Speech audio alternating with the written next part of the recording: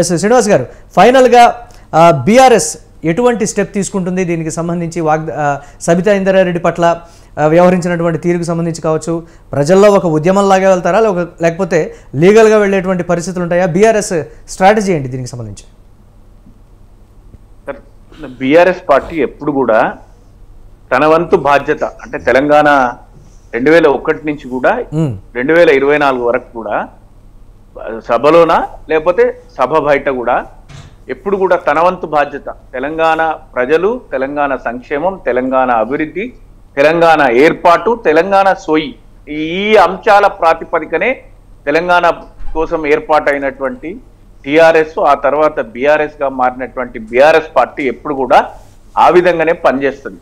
ఎప్పుడు కూడా మేము ఈ సంయమనం కోల్పోయినాం, ఇట్లాంటి చాలా వరకు అయితే మా పార్టీ పక్షాన మాట్లాడేటువంటి పరిస్థితులు కూడా ఉండవు. దాన్ని ఎవరు కూడా ఉపేక్షించరు.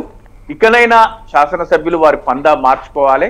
ఇప్పుడు కూడా అందరికీ తేలిపోయింది, ప్రజలు గమనించింది ఏంటంటే బీఆర్ఎస్ శాసన సభాపక్షం ప్రశ్నించేటువంటి దానికి అధికార పక్షం దగ్గర సరి అయిన సమాధానాలు లేకనో లేకపోతే వాళ్ళు ఇచ్చినటువంటి 6 హామీలు 6 పథకాలు 13 హామీలు ఇంకా ఇవి కాకుండా 420 పైచిలకు వాళ్ళ నాయకులు ఇచ్చినటువంటి అనేక హామీలు ఉన్నాయి.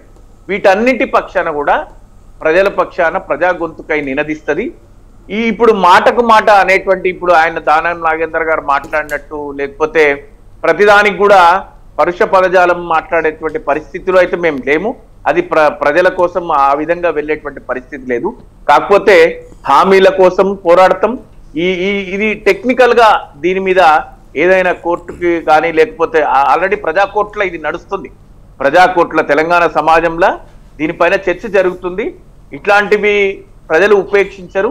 మీరు చెప్పిన మాకు గుర్తు చేసిండ్రు ఒకసారి ఆంధ్రప్రదేశ్ లో జరిగినటువంటి ఎన్నికల ఫలితాలను ఒకసారి ఉదాహరించిండ్రు. ఇది ప్రజాక్షేత్రంలో ప్రజా కోర్టులో ప్రజలు కూడా తేలుస్తారు రాబోయే రోజులలో. దానికంటే ముందుగా ఆ రోజు వచ్చేంత వరకు బీఆర్ఎస్ పార్టీ పక్షాన అన్ని రకాలుగా టెక్నికలీ నాన్ టెక్నికలీ లేకపోతే సభలో కానీ ఎక్కడ కూడా తరంగా వ్యవహరిస్తూ ప్రజల పక్షాన నిలబడతాం, ప్రజల పక్షాన పోరాడతాం. చూద్దాం నిజంగా ప్రజలు మరోసారి కాంగ్రెస్ పార్టీ పరిపాలనకు సంబంధించి కావచ్చు లేకపోతే సభ్యుల ప్రవర్తన, నాయకుల వ్యవహార శైలి వీటన్నిటికి సంబంధించి మళ్ళీ బీఆర్ఎస్ఏ బెటర్ అని ఒక ఒపీనియన్కి వచ్చేటువంటి రూట్లో పడుతుందా లేదనేది కూడా చూద్దాం.